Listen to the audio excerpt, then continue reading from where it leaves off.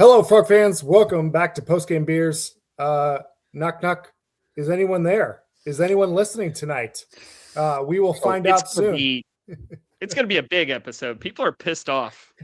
All right. Well, we hope that everyone's joining us. We are the Lupton Drinking Club. I'm your host tonight, Kyle Malloy, joined by my co-host, Jacob Sailors. We've got Ray Cartwright tonight. We've got a good crew of fellas. Martin, he's got his stuff. Garrett, he's at the Rangers game, whatever.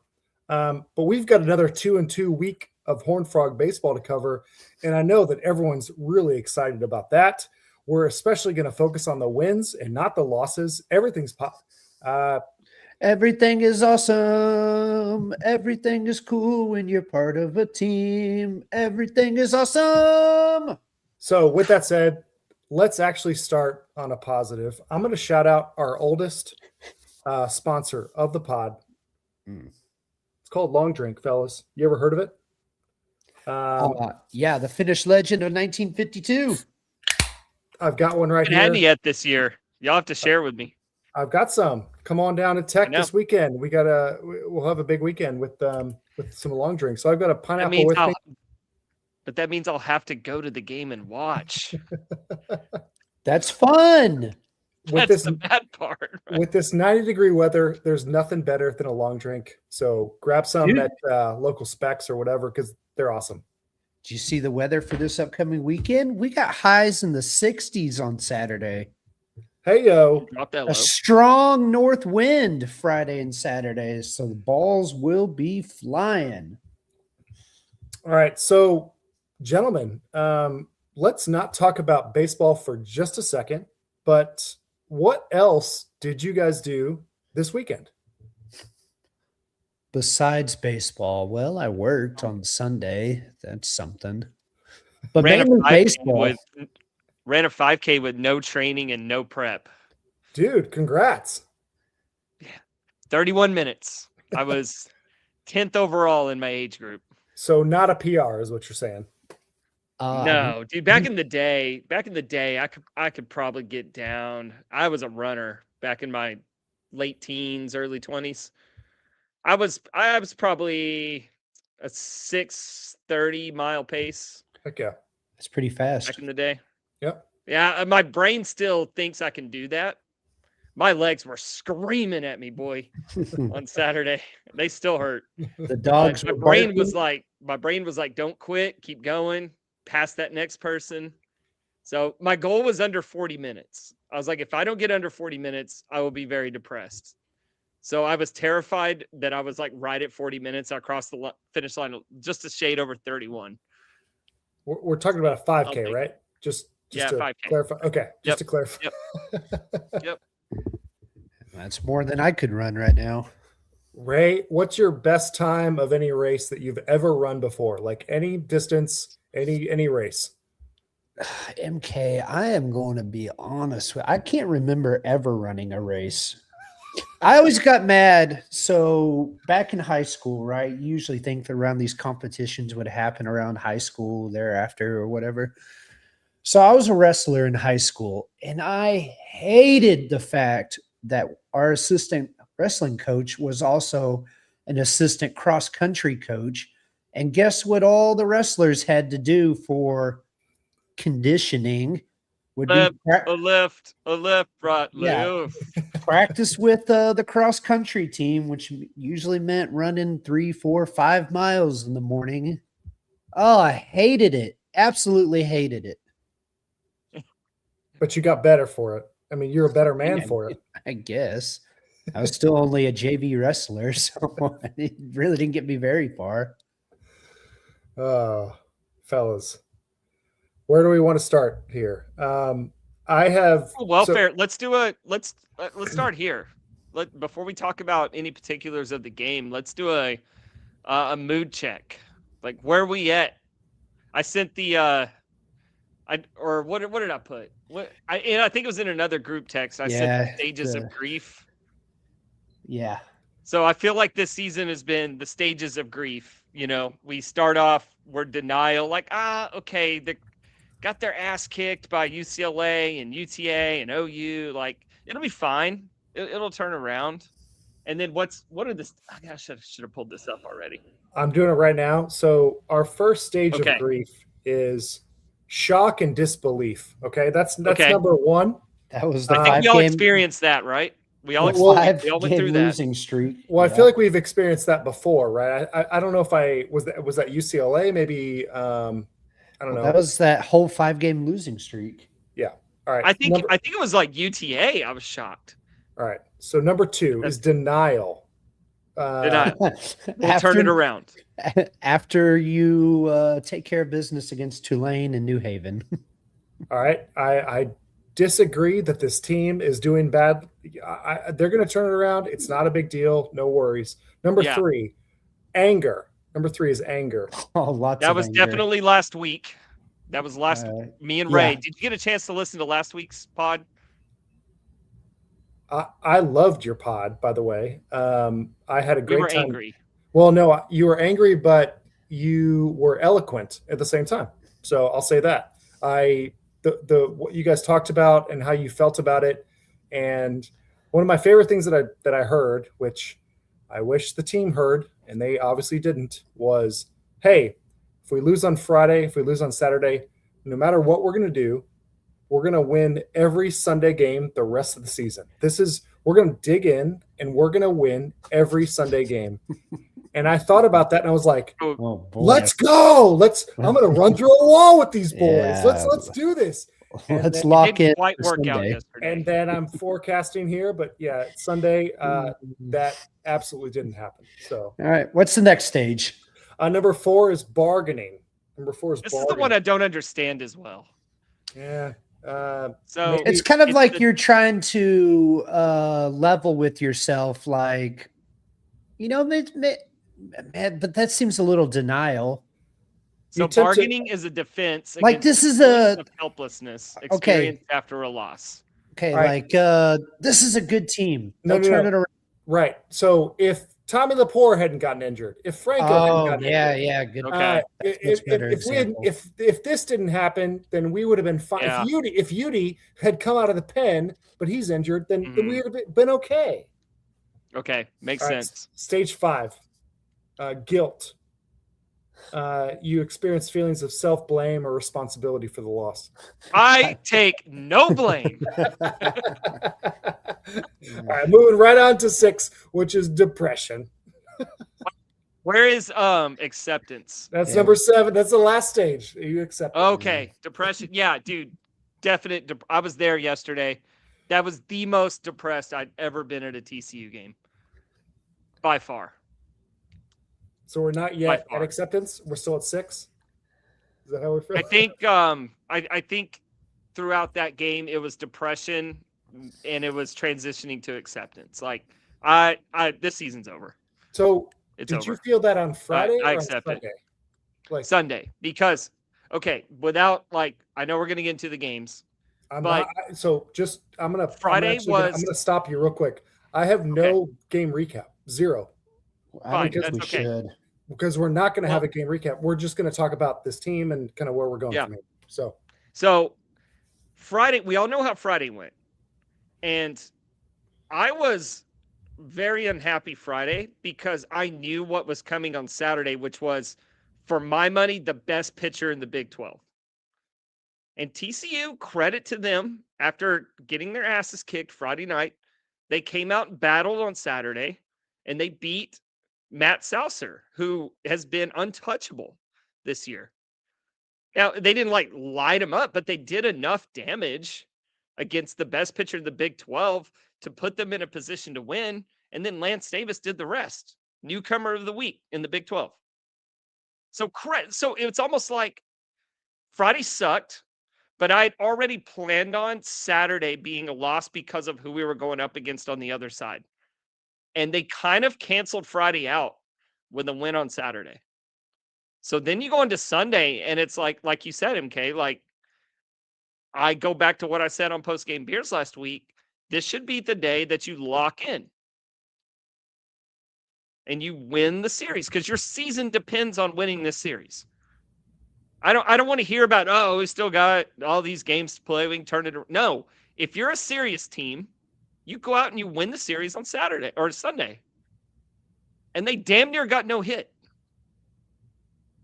So, yeah, the depression and acceptance came while I was sitting in the 200 level all by myself the whole game, just sitting there depressed. And then I just said, you know what? That's just what it is. To me, there's no more like, okay, let's get back on track and turn this thing around. It's not going to happen. I've accepted it. You've accepted what exactly? That they're just going to miss the postseason this year. Ray, are you there? Yeah, I mean, I'm here. No, I mean, are you at the same point Jacob is in accepting that the postseason is likely out? No, because I mean, I still hold out hope that they can turn things around. They can get hot. At least the bats, like the bats can't be this bad all year long, right? No, they could be better than they were on Sunday, and they still would have lost that game. They got to figure the pitching out too. Oh, okay, figure the pitching out. What are you gonna? What pitcher wins that game yesterday? I asked the same question last Sunday after last Sunday's game. No pitcher. Okay. And I'm sorry, but Friday was fool's gold. UCF thought they could get away with throwing the back of their bullpen in the middle innings because they were up so big. They said, okay, TCU can hit these guys. Let's put our serious bullpen guys in and win this game. And that's what they did.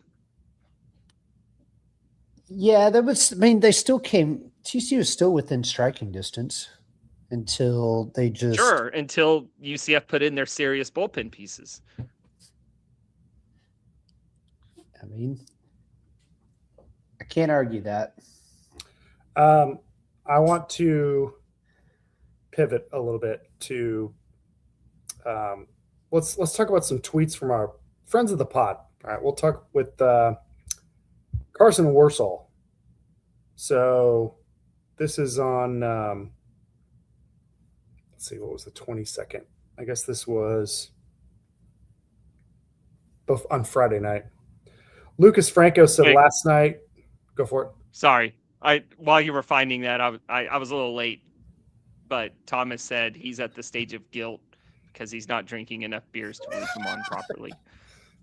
That's sorry. I was trying to get that in before you found the tweet. No, we're good.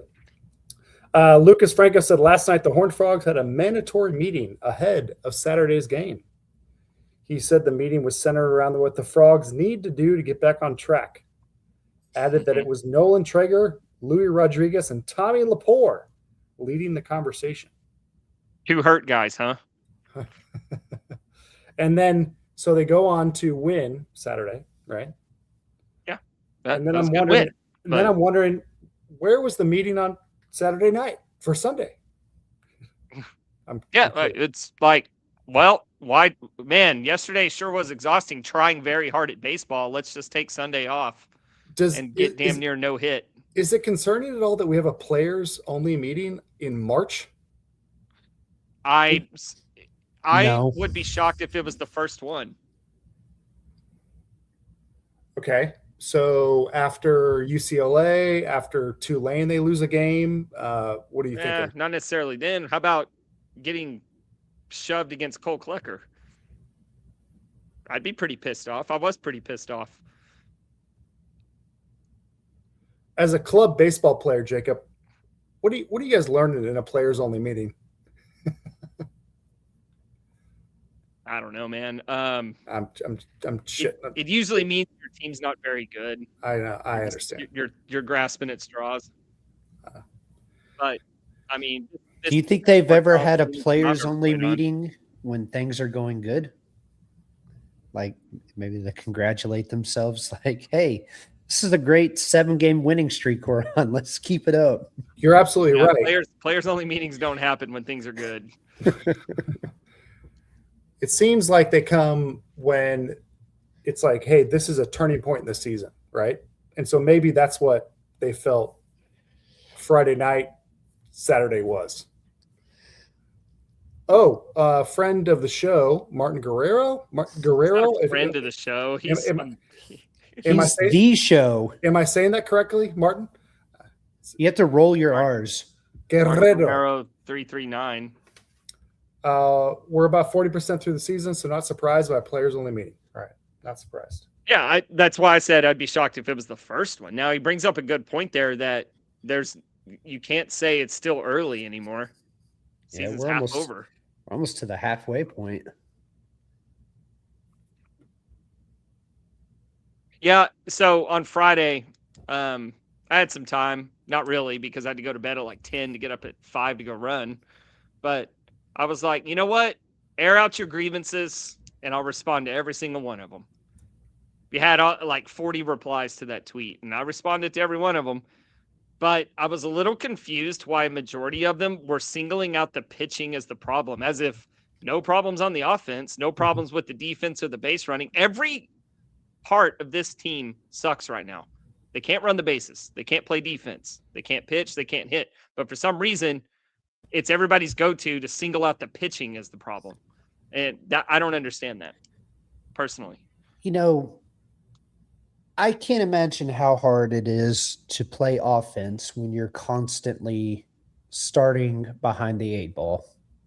You go up and have a good at bat. You battle. You lay off pitches outside the zone. You foul off pitches close. You put the ball in play. You do the same thing you would do no matter what the score is. I'm sorry. I'm not buying that as we're down 3-0, guys. Well, no point taking a bat up there with us. Let's blame it on the pitching and get out of here. It's kind of like the GTA meme. It's like, oh shit, here we go again. So suck it up. Go pick your pitcher up. You're not wrong. So let's look at the offense for a second. Obviously, this is a snapshot. It doesn't mean the whole season or what they're due, and there's obviously a caveat for everything. But Kramer for the weekend was 1 for 14 with a walk. Stroh had a couple home runs, 5 walks. He was 3 for 11, still, fine, right? That's a fine weekend, but also you want your best player to be smashing. Brunson, did he miss a game or two? My numbers are off here. Okay. No. I'm going to go with Traeger 0 for 6. Griffin was 1 for 8. Traeger was good on Friday. Yeah, maybe I missed that game. So they had Traeger. I don't know what it is about him, but he hits the ball straight to every outfielder at the warning track every damn time. I'm like, this dude, if he had 3 more feet on him, he'd have so many home runs this year. Yeah, but now he's not even hitting doubles, Mm-hmm. Jack Bell, 2 for 7. Jack Arthur, 2 for 9. Brady Dallimore, let's talk about him for a second. 4 for 9 over the weekend. Dallimore? No Rob way. Letting. Rob Letting. Yeah. Dallimore didn't play all weekend. He's battling an illness. All right. Then TCU stats are doing me wrong, doing me dirty. I could be Liddington. Let's see, 1 for 3. Went 0 for 3 on Sunday. 1 for 4, 2 for 7, and what on Sunday? 0 for 3. So 2 for 10. Let's see, what was 0 for 3, 2 for 6? I'm obviously not doing the math with all that stuff real quickly, but we're talking about what, a 150, 200 batting average for the weekend? For the team? Yeah. Yeah. Maybe. Not good enough. You're not going to win games like that. Now, Camden Wicker is a good pitcher on Sunday, but he should not be a guy like, damn, how are we going to find 1 hit today? He's not that good. I made him seem like golden spikes. He looks pretty amazing. Conversely, dude, when you look at UCF, 18 hits on Friday, only 3 on Saturday, and 17 hits on Sunday. It's a lot of hits. The problem with the pitching right now is there's nobody that's automatic, at least in the starting rotation. Like, I've liked what I've seen from Ballmer for most of the year, but then he just has a bad game on Sunday. I think Brassfield now, he's 50-50. It's either going to be a gem or he's not making it out of the second inning. Isn't that Like, weird though? But that's the same thing with Lance. Is I feel like he's the same way, right? Like if Brassfield has an amazing game, then Lance is not going to get the second or third. Yeah, he's you getting can include pulled. him in that too. It's you don't know what you're going to get from the starters. They could be good or they're going to get shelled. Dude, you could say that for this whole team. It feels like you don't know what you're going to get game to game. Does it make any sense? The bullpen's been fairly consistent. Walter Quinn, Gooseby, Nate Stern. Not a lot of variance with those guys. I'll say Tyler Finau's been really good. He had a good week. He had a good week. Zach James has been good. All right. Can we talk about I don't want to steal Martin's thunder because he made this point in the group chat, but I feel like it needs to be brought up. Yeah. So Friday, they come back. They get back down by 2. We gift them a run. They're late. Is that the wild pitch or fastball, wild pitch, sack? Yeah. Fastball, wild pitch, sack, fly. Oh. Boom. Just a gut punch of a run. However, you're down 3 going to the 9th. You have Stroh-Snyder leading off the bottom of the 9th. You just have to get to the bottom of the 9th, only down 3. No offense to Nolan Johnson, but why isn't Nate Stern starting that inning? And why is Cole Eaton the first option after Nolan Johnson? Are we just quitting on that game? I mean, like, no offense to Nolan Johnson, but Nate Stern is above him in the pecking order out of the bullpen. You should be playing that game like, all right, we get Stroh-Snyder and Brunson on to start the next inning. Now we got Traeger as the tying run. Yeah, you got your big dogs coming up. It just felt like, well, this game's out of reach. Let's just save our bullpen for Saturday. Is there any argument to saying, hey, we're going to give this guy big innings to like try something What's out? he done to earn big innings? I'm just you have to earn it. Again, I'm asking the question. I don't have the answer. No, it felt like we're going to save Nate Stern for, well, they end up saving him for Sunday when they were down by 50. So who knows? Nice to see Noah Franco back for the Frogs. Yeah, sure. I mean, yeah, that's good for him, but I don't know what impact it has on the season at this point because it's pretty dire, man. You had a home series against a team ahead of you in the standings, and you lose more ground.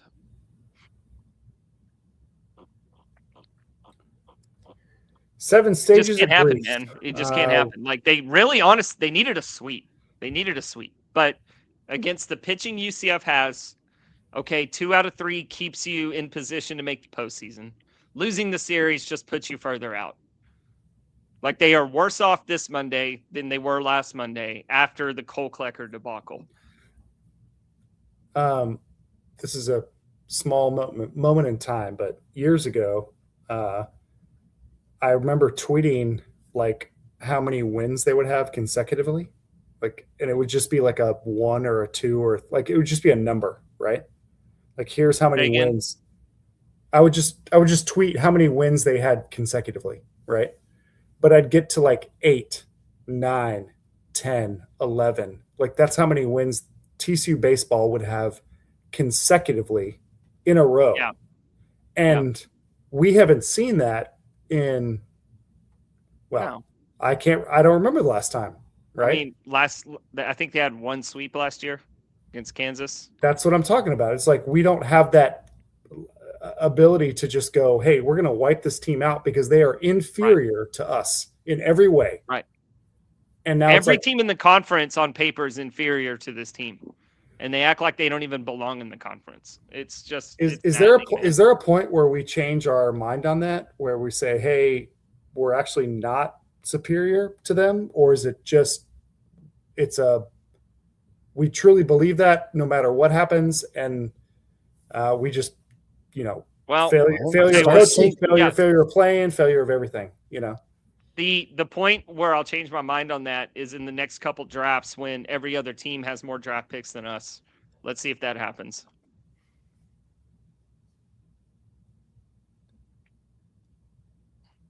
it's not going to happen. I don't disagree that we have more talent right now. I'm just saying, Yeah. when you you lose these games that you should not lose, and it's so at that point it's like, okay, you turn it back to coaching, I guess. I don't know. I mean, I'm not sure, but there's a systematic failure somewhere, and it's not talent. It's not like, man, if we could just get some more recruiting in here, get some better recruiting. All right, let's turn that way for a second. Obviously, people want to talk about coaching, and we're not going to. One thing we're not going to do is make a decision on whether Kirk is the right coach or not. That's not something that we're in the business of doing. But got a text this morning that asked, "What are your thoughts on the Kirk situation?" And I responded, "There is no situation." Yeah, that's kind of where I'm coming from. Is yeah, you've got a lot of chatter, you've got a lot of Twitter rumors, whatever that means. You've got a lot of frustration. What do they call it? Visceral? Yeah, frustration. A lot of frustration. Expectation that this team with this talent should never be in this position. Right. So I guess where we're at is, what are our thoughts? One thing I want to refresh is that we're not journalists. I mean, right. I know that Jacob and Martin and Ray, you guys are pumping out journal articles, which is great, but that's for the Patreon. Yeah, it's not like inside info. Like, correct. We talked to Mike Buddy today about his thoughts, and no.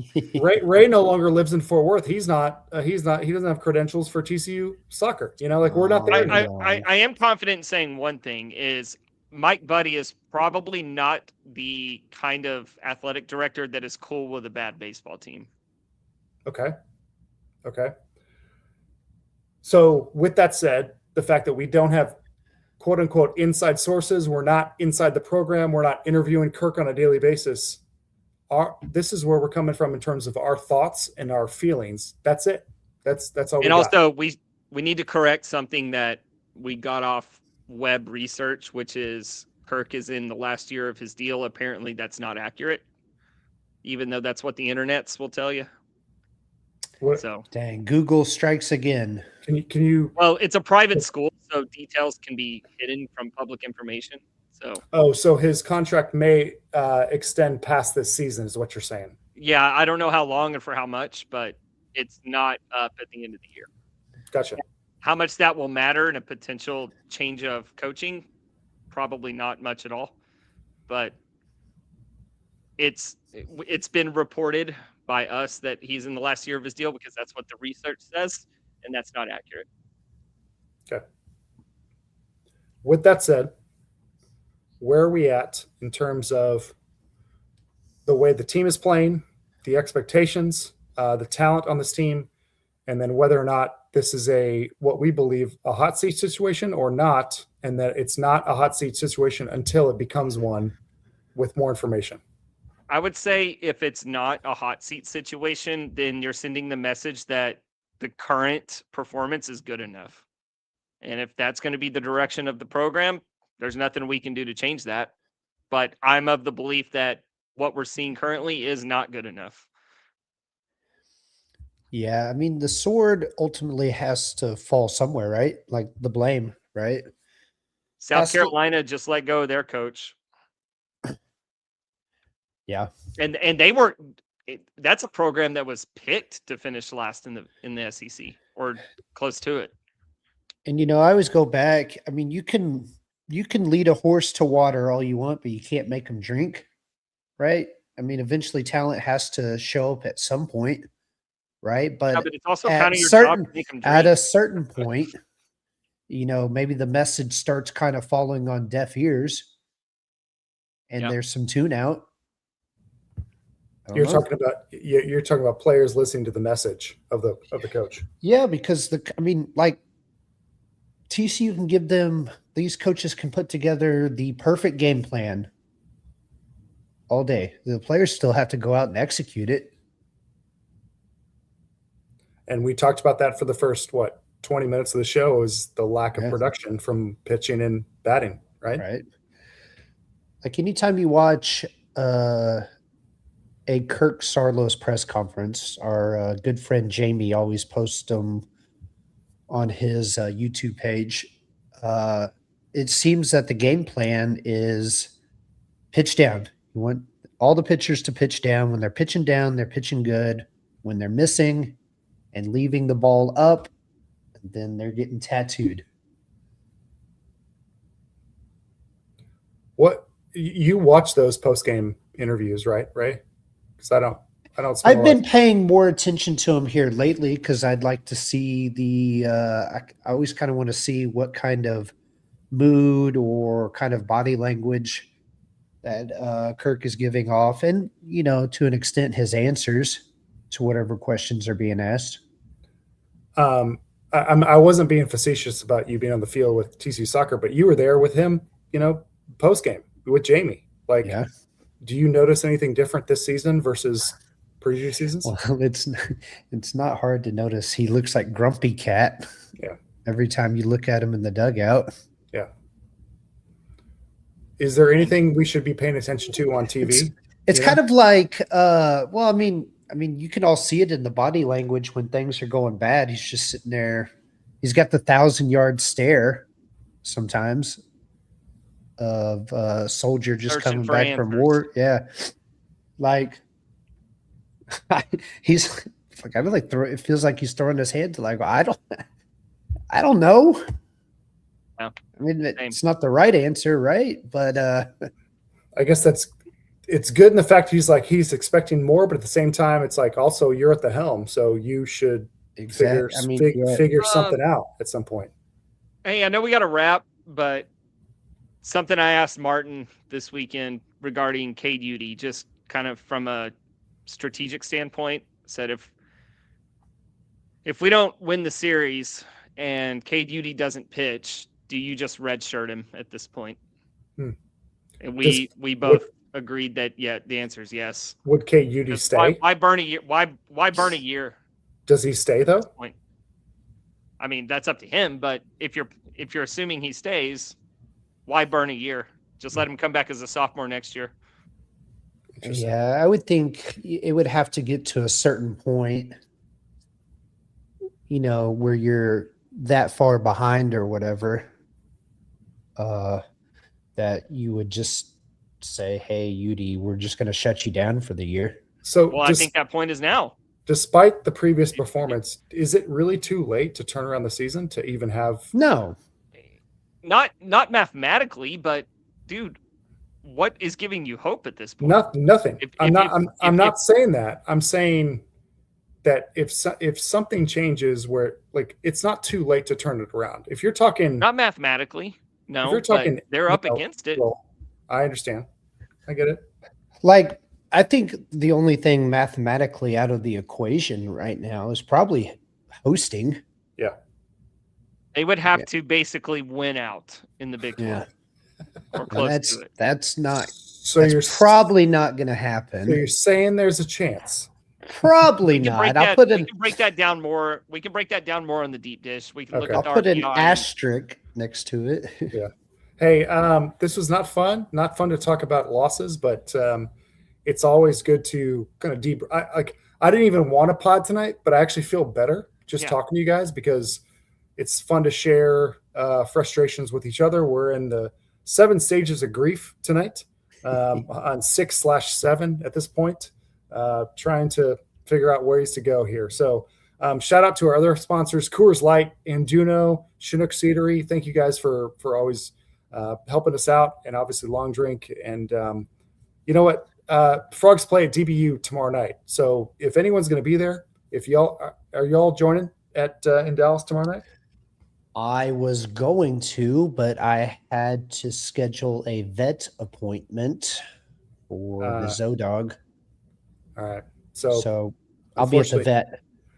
Martin may be there, TBD. But anyway, if you joined, if you listened, we appreciate you. Thank you. We still have the Patreon, only $6 a month. And you get 2 extra episodes per week on Wednesday and Thursday with the deep dish as well as the Big 12 pack. Thanks for those who have joined on the regular schedule this week. for Yeah. sure. Yeah. Big 12 pack seems more fun than the deep dish these days. Might talk about UCF and Arizona State. Let's go. How about man, Quentin Coates? That looks fun with what he's doing at Cincinnati. Man. Yeah, we'll get to talk about the Tech offense and if they're easy to pitch to or not. Well, All right. yeah. Tough pod, but appreciate you guys' time. Thanks for joining. As always, no matter what, despite the circumstances, go Frogs. Frogs. Go for